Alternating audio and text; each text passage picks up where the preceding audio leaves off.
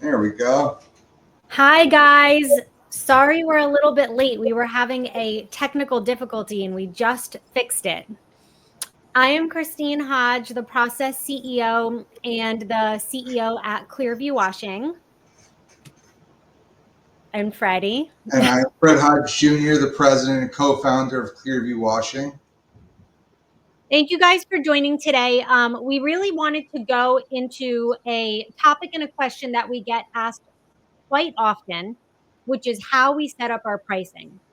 And our response is always, until we set up our pricing, we literally were unable to scale and grow. Once we started systemizing and streamlining our pricing strategy, that is when our flat line took a turn and we've gone up.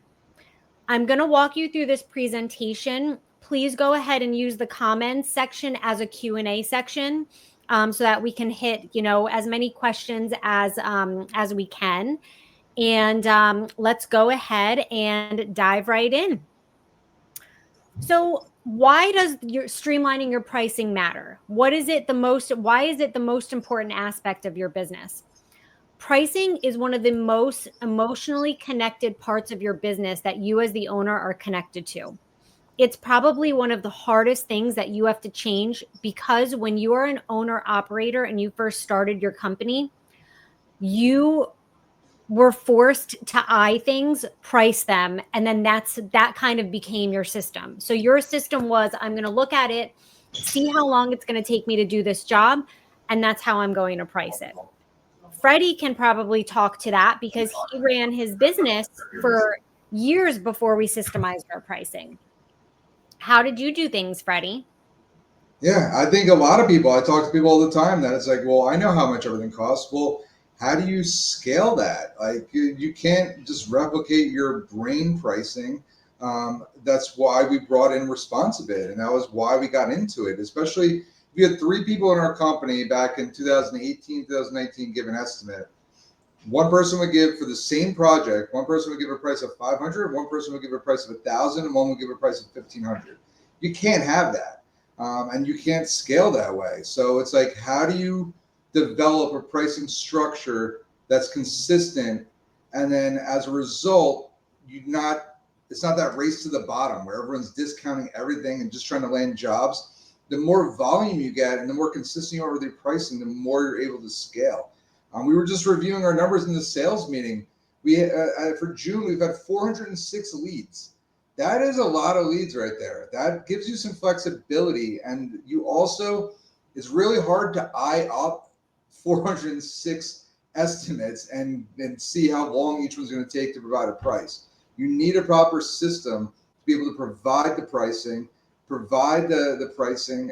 and be able to be as accurate as possible and consistent as possible. Because like you said, there's client mistrust. If all of a sudden you're like, yeah, it's $2,500, and they're like, well, can you do it for 1,500? And also you're discounting. It's like, well, why didn't you give me the price of 1,500 to begin with? Why are you coming down $1,000? It seems shady to begin with, and then it's really confusing for everyone else. So for us, Responsibid is definitely part of how we were able to scale and generate that many leads when they came in. So before we got Responsibid, it was basically one of us would quote the job too high. That was usually Freddie. And then one of us would quote the job too low. And then one of us would quote it somewhere along the middle. As you scale, that doesn't work. You will have the client say, well, why was that house 500 and my house was 750? Or there has to be some sort of structure. We used Responsibid for this. However, before we had Responsibid, we were able to, we created a spreadsheet, and that's where we did like the cost per square foot for a soft wash, or the cost per square foot for a roof wash, the cost per linear foot for a, gutter cleaning. So basically we were able to start it in a spreadsheet and then move it into Responsibid once we learned about Responsibid, where you can literally say, I'm going to charge 16 cents a square foot for a soft wash, but if it is stucco, it's going to add 20%. If there's a walkout basement, it's going to add 10%. If there's there are just so many factors. Whatever factors you want to do, you can go ahead and add in all of those factors to actually nail down your price. But you can't do that by eyeing a job. You're going to take some losses on work. And most owner operators don't trust this process. And that's what we're here to do, is tell you it is a shift. It's a shift in process. Our team didn't trust us. It was really hard to trust the process. But once you systemize your pricing, you have no idea how and then it's going to change your world. And then once you make the shift, you'll have no idea how you operated without systemized pricing. And there's two scenarios where I think people are running into. Number one, in this age where obviously VAs are really taking off, all types of automations, and then also potentially hiring people. So you have VAs maybe over in the Philippines or wherever they're located, and then you have salespeople. You don't need people with experience doing the cleaning, doing estimates either, and that's a huge thing. So if you're gonna basically have quotes done, and it's not gonna be by the people actually doing the work, responsibility gives you that ability to have all those different factors go in there and be able to account for every aspect of it. Not everything is created equal. What is the pitch of the roof? What's the landscaping like? What is the roof made of? Is it just black streaks or does it have moss and lichen? There's so many factors that go into it, and responsibility helps you get it as accurate as possible so you can keep generating leads, bundle the services together, and help with the follow-up sequence and everything that goes with it. So it's a multi-step thing, but it can be done by people that haven't actually done the work. So even if it's not owner operator, I've talked to many guys that are like, well, my guys in the field are also giving estimates.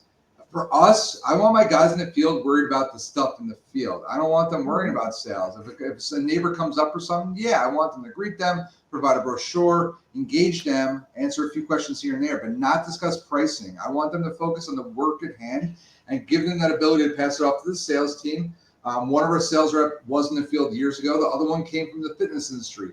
They don't have necessarily that knowledge of what stuff costs, but they're familiar with responsibility and all their systems and processes for estimates.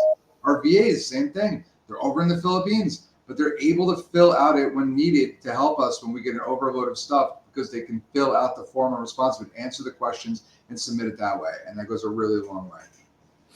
Absolutely. The real cost of inconsistent pricing, if you do not have consistent pricing, you're not seeing this yet, but there is lack of trust from a client. Using discounting as a crutch. So when we were testing our business model, probably Freddie's been in business for about 21 years, but I would say about 6 to 7 years ago, we were testing out pricing jobs high and discounting all of them, thinking the psychology of a client would be like, oh, I'm getting a deal, like going to Bed Bath and Beyond and always knowing you were going to get a 20% off discount. So we thought that that methodology would work. It didn't work for our client avatar. So you do have to identify your client and know your client.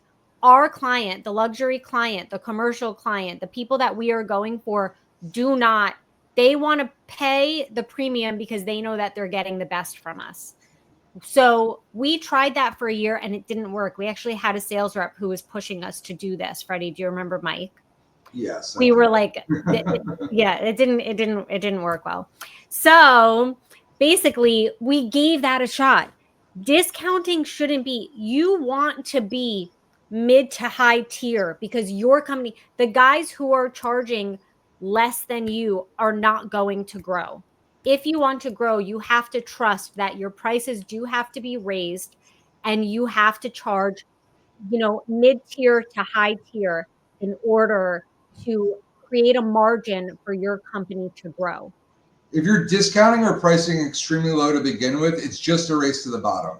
Yep. You might think that, well, I'm landing the jobs, I'm keeping guys busy. No, there's no margins there. You can't reinvest. You can't reinvest in obviously more leads and more marketing and new equipment and all that stuff. You're basically just burning yourself out and you're keeping yourself busy. And yeah, like you might make let's say five. You might make $500,000 in 2025.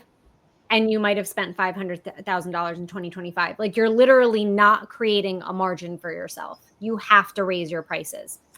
You can't have your employees relying on guesswork. If you are unavailable and you're the owner and you need someone to send out an estimate on your behalf, you cannot trust that the employee is going to think about the job or think how long it's going to take to complete the same way that you would. That is where the pricing strategy comes in. Another thing is if you underprice a job just to get it, your crews are going to rush just to get through the day. And as a result, you're going to lose quality. And poor quality creates bad reviews. Another thing, which I thought was pretty interesting, is you can't scale when the pricing lives in the owner's head. We would not have been able to scale if Freddie was the only person who was able to price a project. So this whole presentation is how do you price without fear? If you price without fear, it gives you and your company power. Back in the day, if a customer said your pricing is too high, we would tell them, or they don't even say it that way. They're not very nice. So they might say, your pricing is ridiculous. And then we would say, oh, okay, we'll knock it down $150 to meet your price range. Well, we didn't have any power. We were giving our power away. We now are confident. We know that we're going to provide service that backs our pricing. So we can comfortably tell a client, I'm so sorry. We charged, we quoted you $1,200. You're telling us the next guy can do it for $600. Go with that guy. Like, we're fine because we want to do less jobs and make more money. We don't want to do more jobs and make less money. So Customers can sniff out if you have no confidence in your pricing too. They feed off that and they're trying to drive the price down because they see the leverage. If you're holding tight and your pricing is where it needs to be and you're consistent, before you know it, people will ask for the discount, we'll deny them the discount, and then we'll get an approval 5 minutes later. And that's a great feeling, by the way, when you hold it down and then they still end up improving because they want to use you. That's why they're even asking to begin with. And you're just devaluing yourself if you start offering discounts. We got a really good question, which is, do you expect your sales team to close on site? Initially, when I was training them and we got everyone like iPads and stuff and we got Responsibid to structure our pricing, my answer is yes. I really did think and want them to close on site. I am seeing now that it is challenging to close on site. I've gone out and tested it. We've all gone out and tested it. Like, I did 2 days in the field to see if I can close on site, and that's pretty challenging. So that's no longer an expectation of mine. I want them to walk around with the client. So our sales team goes out to jobs that are more than 3,000 square feet. If it's less than 3,000 square feet, we try to do it as a remote estimate. Because our pricing is systemized, we can like get the data on Zillow or do a walk around on Google Earth and a phone consultation and then do the quote remotely. But if they are on site, we try our best to have them meet with the customer. So we set it up as a meeting. They do a walk around together. They put that proposal together. I told them, sit in the driveway, take as much time as you need, then go back to the door and present it. And it is okay if they don't close on site, but we do expect them to close within 3 days. So that's the expectation that we set. And we provide a folder. We go old school with that because we're using all this technology. So we want to bring back some of the old school aspects. So we give a nice folder with 4 different pages in there. One's the FAQ, one's a sample of some reviews. Another one is the hiring, the checklist for hiring the right exterior contractor. And the fourth one is financing options if that was to be the case. I wanted our sales team to close in person, but in reality, like Christine said, it just unfortunately does not happen that way. And we're not high pressure sales in that sense, but between the follow-up sequence that we use to Responsibid, and then also obviously filtering in the opportunities to call these people in multiple opportunities, the 2-day and the 8-day follow-up. Basically, as long as they're closing what they need to close, I'm okay with that. And we charge more, and our closing rate as a company is about 40% right now. And 40%, some people are like, that's low. Well, I don't want to be above 50%, honestly. So we're a little lower than where I want to be, but I'm okay with being between 40 and 50%. If it was lower than that, then we'd maybe price a little too high. And if it's above, in my opinion, 55%, your prices are too low. So we're kind of always gauging that, and we brought that up on the sales meeting today. I think we got up to 41% now, so I'm okay with that. Obviously, I want to get I it to love 50% that. in the perfect world, but we are seeing that we're pricing ourselves appropriately, and we're also doing the proper amount of follow-ups. We have the sequence running in the background, and we're closing the customers that we want, because we want the upper echelon residentials to do bundles and multiple services, and then we want all the commercial jobs with the property and the facility managers. There's a domino effect for when you're not charging enough. And sometimes it's really hard to see that.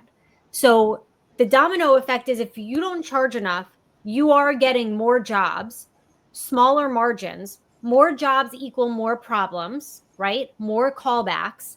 That takes away from your margins. That takes away from any of your profit. So it's this like domino effect. And then you're left at the end of the year wondering, why didn't I make any money? That's the reason why you didn't make money. I raised, And you're leaving money on the table. Like, let's say yeah, you're like, oh, well, I send out one crew, I'm no longer doing the work, and they do like 5 jobs a day. That's crazy to me. That's crazy. Like that's too many jobs. Like, wouldn't you rather that crew do 1 or 2 jobs max for the day? Like mhm. way less stops at the gas station or anywhere else. More client experience dealing with the team. And just making sure you're getting the most juice out of each squeeze. Like, you're leaving money on the table. If you have a client, if your average ticket is that low, if you're not conveying and offering all your services, and that's the beauty of Responsive. Like, Yeah. we're making sure that we're conveying. Okay, you might have called us for window cleaning, you might have called us for a soft wash, but now we're quoting your roof is dirty, your patio is dirty, your fence is dirty, your walkways, your windows. We're rolling it all up, and we're offering a luxury package. And okay, maybe you don't want the luxury package, but you know what? You called it for a house wash, and now you're walking away with a house wash and a gutter cleaning. I'll take that too. At least we got a little bit more juice out of that squeeze, and it's less jobs that our guys are going to bounce around to. And was that dashboard time? You want to limit the amount of dashboard time, and you want to drive up that average ticket. Yes. And when you start to scale, the terminology is like, we want to get you off the truck, right? Like that's like in my trainings with people, I want to get them off the truck. Well, then what's the next step? Because when they're off the truck, they're in sales. They're usually hiring a VA or an assistant, someone to take phone calls, but now they're the only salesperson in their company. So the next step in getting you off the truck isn't to fully pull you out of sales, but it is for you to continue to grow the other areas of your business and look out for your operations and create your SOPs and attend trainings like this more frequently so you can continue to learn and grow, which is what we did, and then bring on a sales rep. In order to do We that, have a you whole have to. sales department. I have a head of VP of sales, but I'm still integrated with the sales department. I have my pulse on everything, from obviously them providing the KPIs to making sure that we're doing what we need to. We're getting these opportunities, the lead generation portion, the pricing. I'm always tweaking.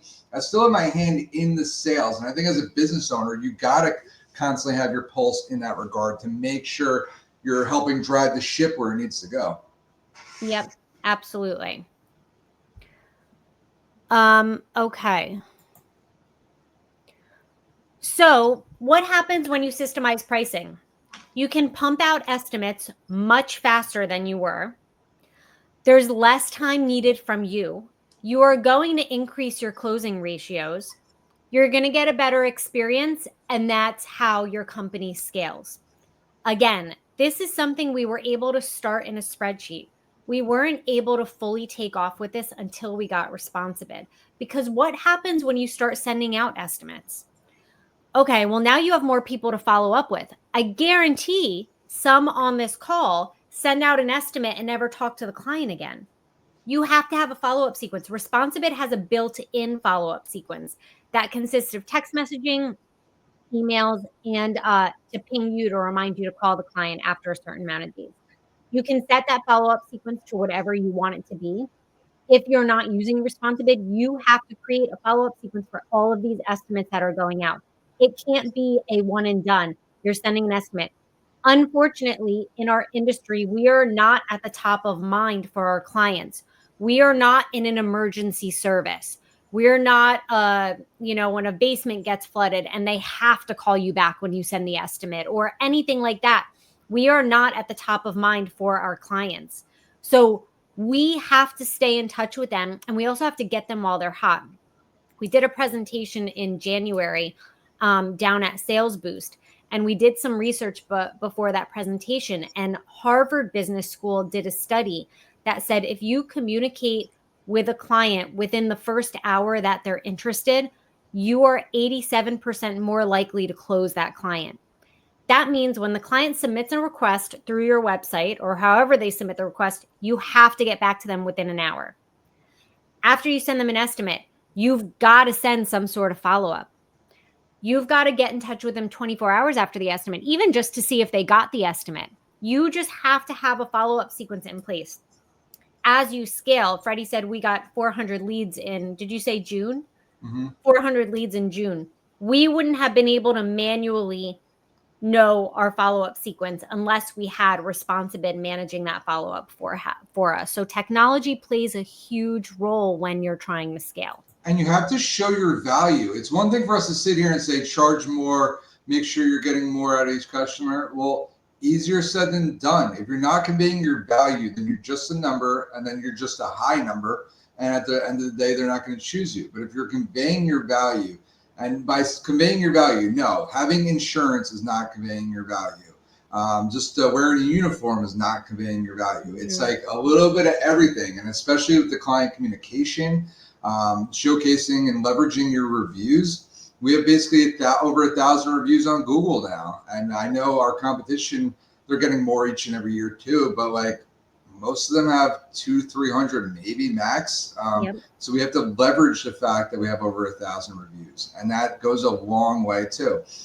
Just basically showcasing every aspect of, if you're going to pay more, what are you getting with that? And you're getting peace of mind. You're getting transparency. You're getting a crew that's going to show up when they're supposed to, take care of the work in a nice, efficient way.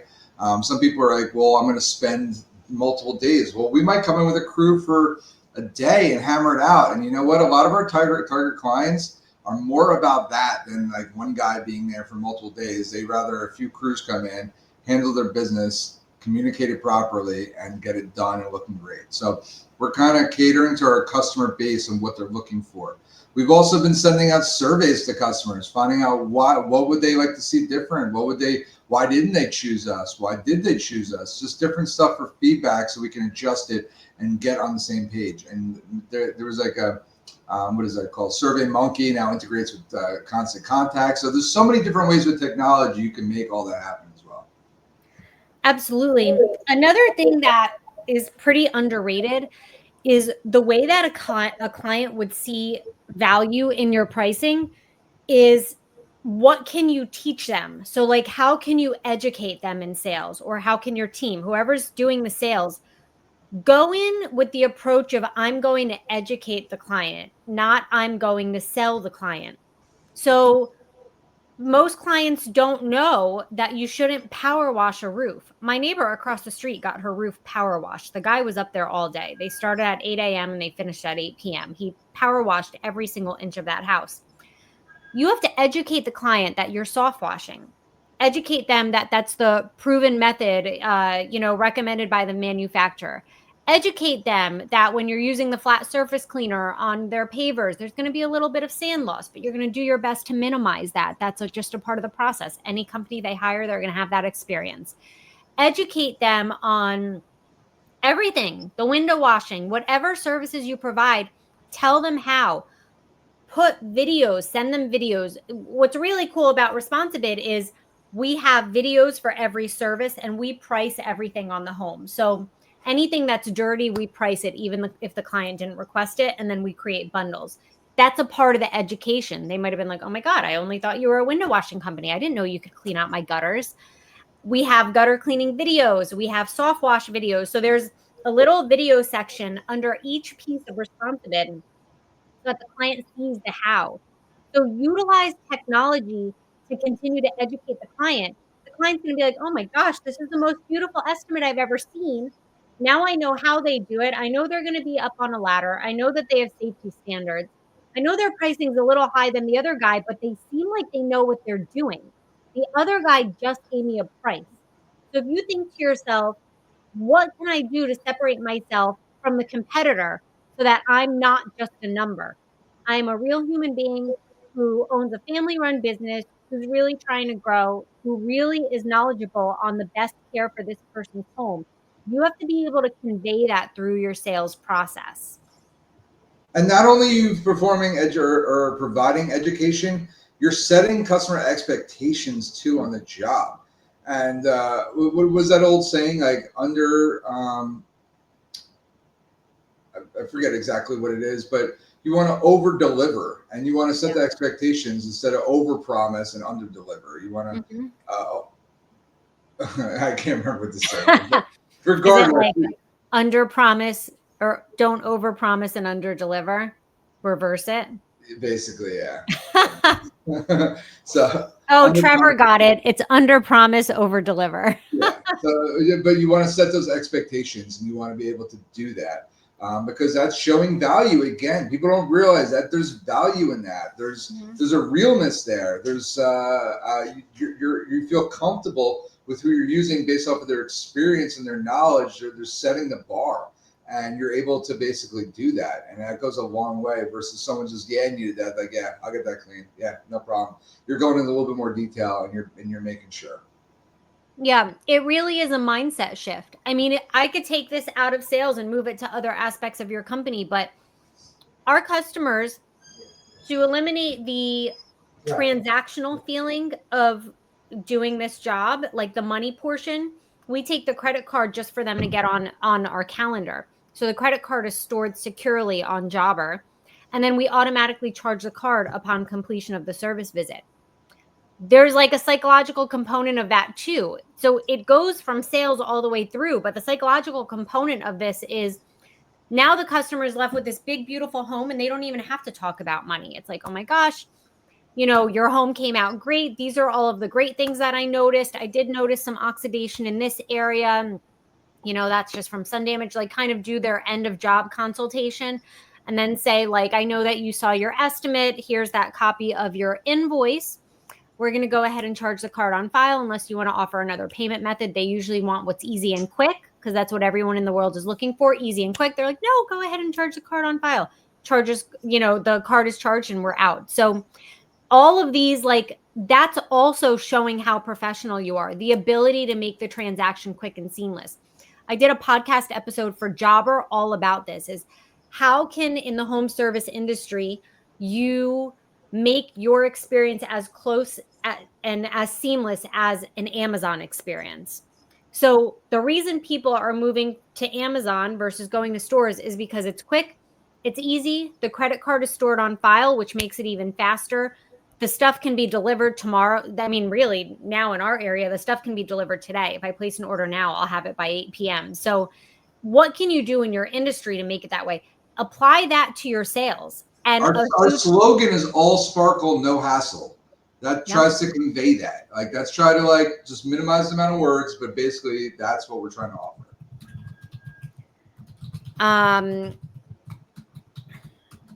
And to answer Pete's question, how do you take a credit card over the phone or email? We book majority through email. The phone is where we secure the credit card. Yeah, we have to do it by phone because email is not secure. So they give us the credit card by phone. We enter it into Jobber, which is very secure. Like, you have to have a CRM that's very secure. And I believe Jobber uses Stripe for payment processing. So Stripe has all the requirements needed to say it's safe and secure. Alternatively, some customers are uncomfortable giving the credit card information by phone. Jobber has a link that you can just hit email client and it emails them the input form, and then they would input their own credit card information. Oh, that's a great option for Pete with the email then. He could send one over that way. And yeah, exactly. Like, he can take it. If you have Jobber or another CRM that might have, you have to make sure they have that capability, but you can schedule them and then in a separate email, send them the link to take the credit card. And that just shows a commitment on the customer side, and everyone's kind of used to doing it in the year 2025. That's just commonplace for anything you're buying, any services you're scheduling, anything along those lines. So it's not like it was 20, 30 years ago where it's like, well, why do you need my credit card? I don't want to pay by credit card. I want to give you a check. I want to give you cash. I want to, whatever the case may be. It's like, this is just securing your spot. And you know what? You're going to have a lot less people that are trying to flake out or pretend like they didn't know you were coming, or whatever the case may be.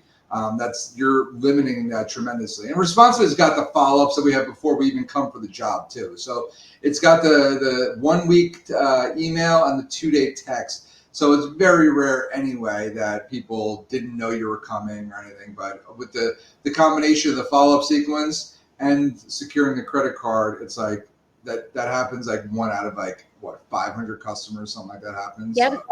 Absolutely.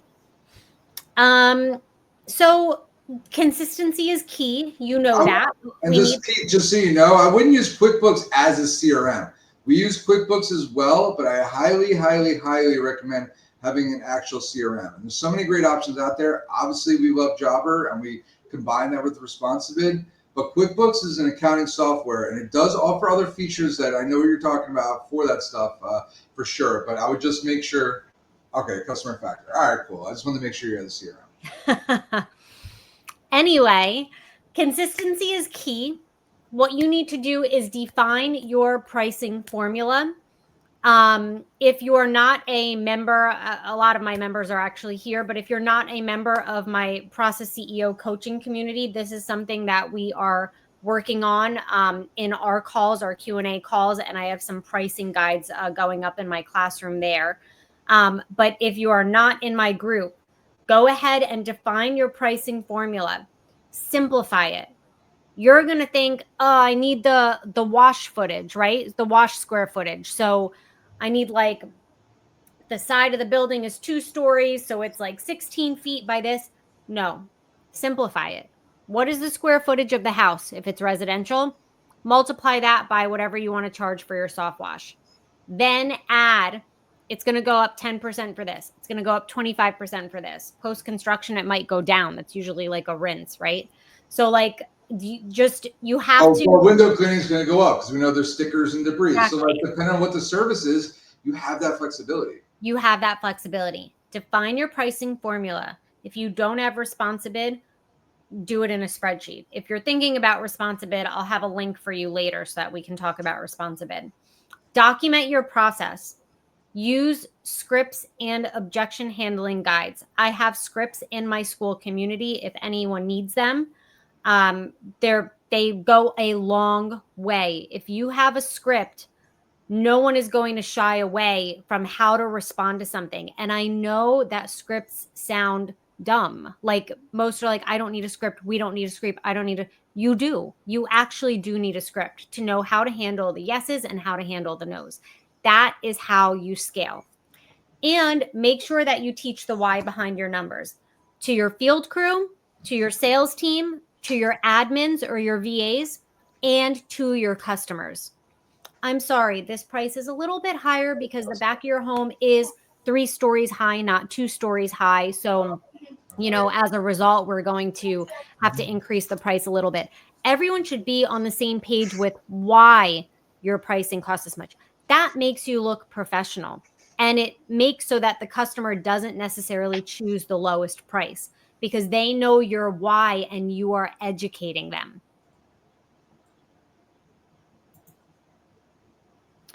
Empower your team to sell. You can role play. We have a sales team meeting every Monday. So in your sales team meeting, go over some common objections. I did a video on social media, I'm sure most of you have seen, which is, it's kind of like I don't know the name of it, but it's like a spiff or a spoof or whatever that's called about like the customer always says, I have to talk to my spouse. Have a rebuttal to that.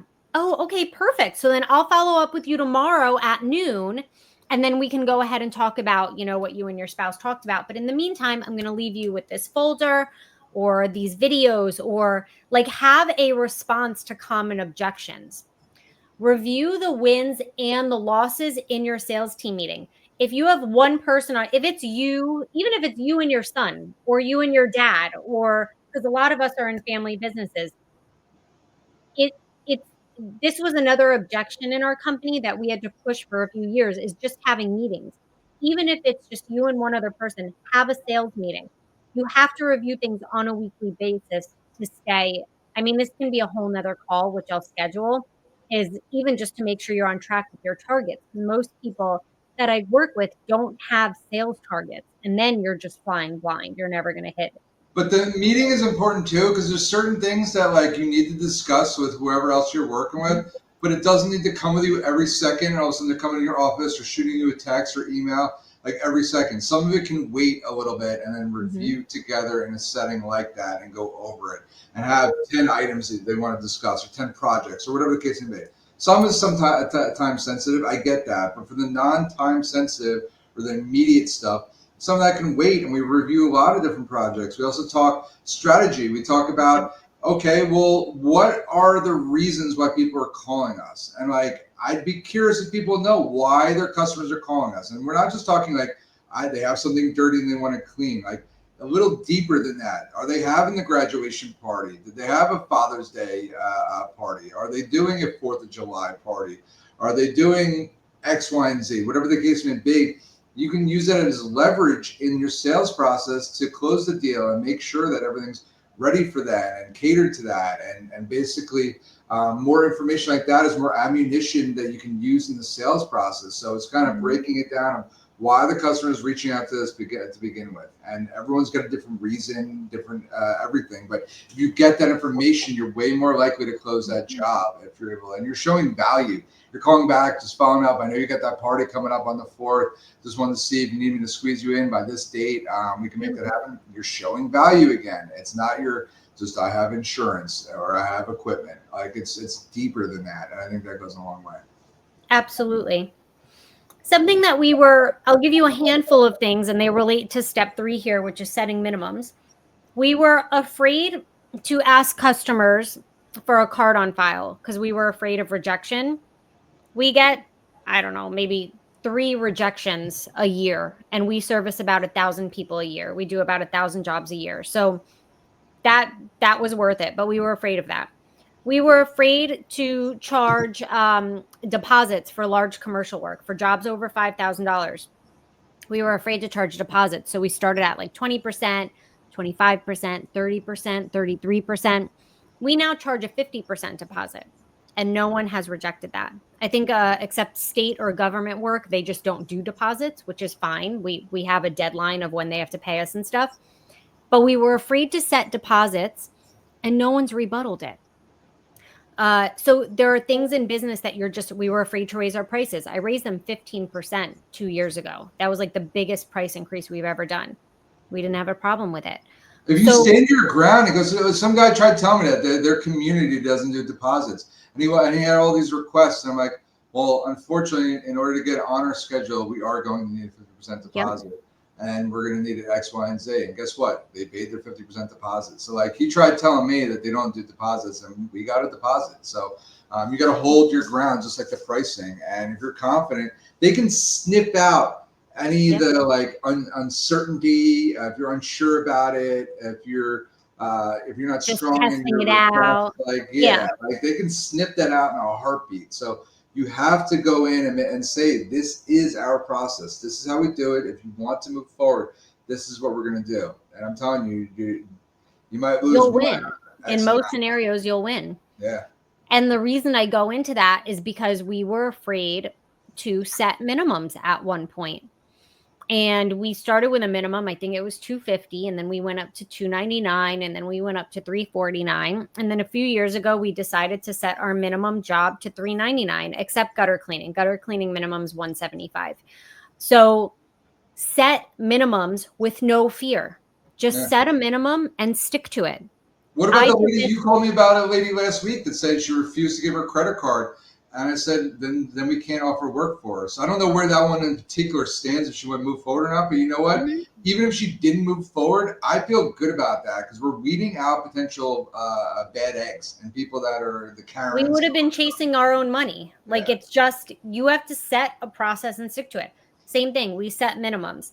And then my office will call, the VAs for a while would call and just be like, this lady really wants to get her windows washed, but it only comes out to 349. And I'm like, why are you calling me?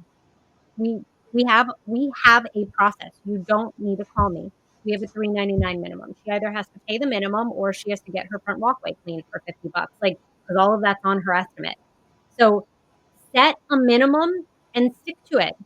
And then next year, move it up $25 and just test that out.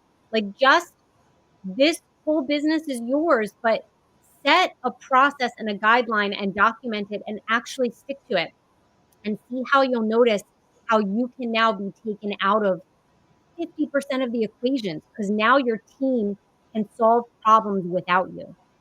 And you can reverse engineer it too. I know people would mention like pricing and this and that. We know that we want $2,000 a day per crew per day, and it's a two-man crew. So Mm-hmm. we reverse engineer it, and that's how we're always tinkering and tweaking our pricing. And it's like never 100%. We're adding stuff, Mm-hmm. we're breaking it down, we're doing all types of stuff. But you know what? At the end of the day, we know how to price everything because we know that starting point of what we need per crew per day, and we can reverse engineer it to say, okay, well that breaks down to essentially $250 an hour per crew.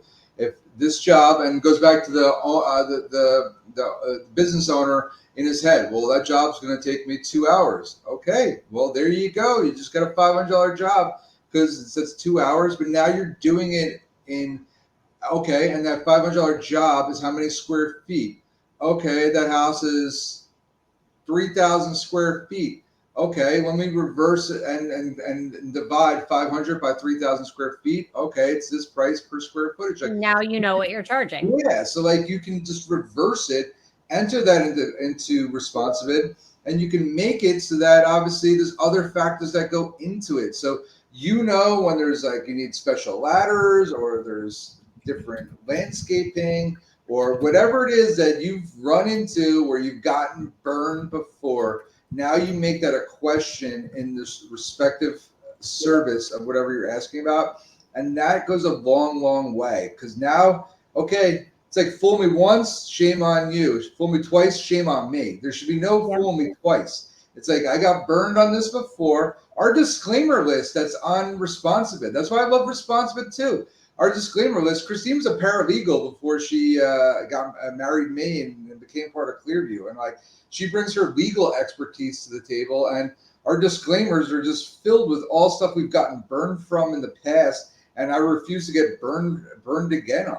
And it's just Mm-hmm. making sure between the disclaimers and the different factors that go into the pricing, we're not allowing that to happen again. We're going to make sure that obviously we're protecting ourselves, and we're going to get rid of certain services too. We don't do gutter whitening. It's just not for us. Anyone that does this, that's fine. I wish you well. We don't to take out storm windows. We don't do wood restoration. We know what we're awesome at, and we stick to the stuff we're awesome at. You don't have to do everything.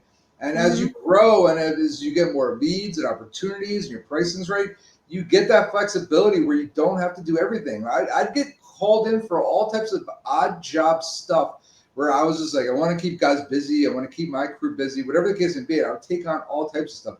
Thank God I don't do that anymore. It's like, no, Yeah. we're not messing around with that. If someone wants to prep their deck for repainting or something, we educate them on the soft wash and how we're going to do it that way. If they start bringing up, they want us blasting off any of the wood that's chipping and stuff like that. No, not happening. We're not making a mess and going nuts. And I can't even project the time on that. The guys would hate it. I'm just staying away from that. And let the competition take that one. That's all theirs. But we're Mm-hmm. making sure that we're responsible. It's giving us that opportunity to all the jobs that are for us and have that potential to be for us. We're making sure we cater to those clients. That's what Responsibit is helpful with in streamlining is like you have to literally enter the service. So if there's a service that someone asks for and it's just one person, it's not on your service list. The answer is no, we don't do that. Now, if it's a service you actually want to get into because you had enough client demand and you can be profitable at it because you can charge a premium price like we did for shrink wrapping, then we do it, right? Then you add it as a service. But Responsibit helps you like strategize, like this is not a service that we offer. So no, I'm sorry, we can't do it, but maybe I can refer another company to you. You have to stand your ground. You will lose money if you do things that your team isn't specialized at. Cleaning up someone else's mess, like Oh uh God, no, putting a do not burn take on on someone else's mess. That's no, like, if another company messes something up and they call you and they're like, we're going to pay for it, but the client is mad that we did this, don't do it. You're going to get burned. Like it's just, just, you have to stand your ground with don't be a superhero. You're taking on exactly. something that obviously at the end of the day it becomes now your headache. They're wondering why you didn't fix whatever was messed up, but you didn't even cause whatever was messed up. So just stay away. Absolutely. Just a few pointers. This is a mindset shift, as we've said, and we're going to keep on drilling it into everybody's heads as we keep having these calls. You are not expensive. You are a professional, and the rates around the US are rising for everybody. So you shouldn't get burned on anything. And the Your price, $99 guy that everyone always talks about, it's everywhere. And you know what? At a certain point, if you keep growing your business consistently the way you want under your terms, they're not even competition. They're not stealing your clients. They're not taking the jobs that you want. They're sure as heck they don't have the stuff needed for the commercial jobs we're landing for $40,000, $50,000. yep. They might steal a townhouse and the patio. That wasn't your job anyway. Right. That job might be a $250 job. It's not even hitting our minimum. It's like let the $99 guy take that stuff. That's the scraps. It's a race to the bottom, and it does not impact your business. So people get so especially in the exterior cleaning field, they get so like worried about all these new companies are popping up. I'm seeing all of them on the street corner. Well, you know what? If their number one and only marketing is yard signs on street corners, you're winning already. So Yep. like at the end of the day, we put a yard sign in every job. It's like we're like a dog marking our spot. Like I want to make sure there's a yard marker, a yard sign out in every single job we do. But you're not going to find us on the street corners. That's not where we. And this works for some people. I'm not even knocking it. Like if you're going to hustle and get it out there, that's fine. As long as it's not your only method of marketing, then that's fine. It does generate some calls, but at the same time, that's not your competition. And if you're pricing consistently, you don't have to discount. People are still ask us for discounts. We decline the discounts, and they still sign up with us. So people still want to test it. It's like they've even joked, well, I got to ask. And they say no, and they still want to use you. So Yep. don't feel like you have to lower your pricing or you only have to lower your pricing if your close rate is less than like 30%. If Yeah. it's lower than that, then your pricing might be too high. But that's very, very, very rare. I've been coaching a lot of people for a long time, and if anything, their pricing is too low and their Yes. closing rate is really high, but they're not making any money and they don't understand why they're not making any money. I'm doing all these jobs and I'm just not making a dollar. Well, your pricing is not where it needs to be. Correct. And what Freddie said before, you have to believe in your numbers before anyone else will. So when you stand firm, you will get the client. And if you don't, it's not the client for you. Your next steps after this call, you have to audit your pricing and your process. You have to document this. You have to spend some time, allocate 2 hours, block schedule, and say, I allocate 2 hours on Mondays to just do financial stuff for Clearview, and I call it Money Monday. Give yourself like a salesy Friday or something and block off time to really systemize your pricing. Identify where there's ever a time that you, a teammate, a sales guy, a field guy have to question the pricing on something. That's where you should start. And document a pricing structure. We recommend ResponsiBid. If you have to start off in a spreadsheet, do it. But listen, if you're on this call because you want to grow, you need to have a system that can support your pricing strategy. And EDM works, but my a word to the wise would be that instead of blasting 10,000 people one time, do 2,000 people 5 times and make it repetitive to the same people and make those 2,000 people that you want to do business with, not just a blanket, just little area. Make sure it's your customer avatar and hit them 5 times but don't do what if you do one EDM to one route for the post office, and you're like, I got no calls from it. It's like, yeah, because it's not hitting the amount of touches that you need. And at the end of the day, like Christine was talking about earlier, it's not just one touch. Where I come from in my marketing background, it's a minimum of 7 touches. That's when you're going to gain that customer trust and be there when they're thinking about it and timing it up. Realistic expectations when you do any type of EDM or direct mail, you're going to see about a 0.5% to, if you're lucky, 1%. Yep. I've rarely seen more than that. So just keep that in mind. You might send that to 2,000 people. Look up what a 0.5% is on that. And that is that's not a big number. So a half of 1%. Chris Chris and I have been talking for a while. His close rate is 75%, which is great, right? So he has lots of systems in place, and all he is thinking is, how do I scale? How do I grow? He's right now saying he's going to raise his prices. We are comfortable with Chris's close rate going from 75% to about 55% at this point. That he is going to make more money and do less jobs. Less jobs equal less problems. Yeah, I couldn't agree with that more, and I'm proud of you, Chris. So definitely, you can do it incremental too. You don't have to go. You don't have to take a hammer to the pricing, but raise it a little bit and then fine tune it so you get that 55% mark, and then you're right exactly where you like that. Yeah, like start small. Like even I would say like a 5% increase, and just test that out and just see how it goes and let your clients get comfortable with it, and then maybe go up another 5% for January. Like And the thing I often see as well is that people decide to raise prices and not raise it for 3 or 4 or 5 years and then raise it. And then customers are like, well, why did your price raise so much? Do it every year consistently, a little bit, incremental. And it's like it's bite-sized pieces. To me, that's the way to go. Also with like credit card fees, build that into it. No one wants to see that. I every time I'm told that whatever they quoted me or it is, they're gonna hit me with another 3% credit card fee. Like I just shake my head. I'm like, just give me the price with the 3% on build there. it in. A lot of people disagree with this, but raise your prices 3% and then another 3%. So raise them 6% just to get it started. We have been servicing, Freddie has been servicing the same clients since he was out in the field. He's been servicing some people for like 15 years. They expect a price increase every year, and it's minimal. So and the commercial people don't pay by credit card. So at the end of the day, you're not getting hit with the credit card fee on a $40,000 job. We'd have a different conversation then.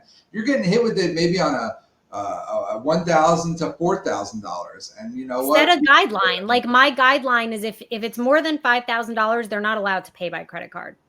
So, but if it's but that's where we get a 50% deposit. So like set rules. If it's less than $5,000, you can pay by credit card.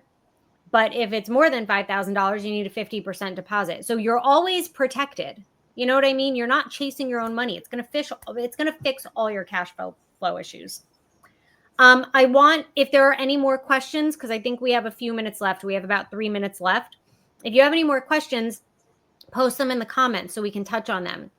But for anyone who doesn't have Responsibid and wants to see a demo, you can use this link or this QR code.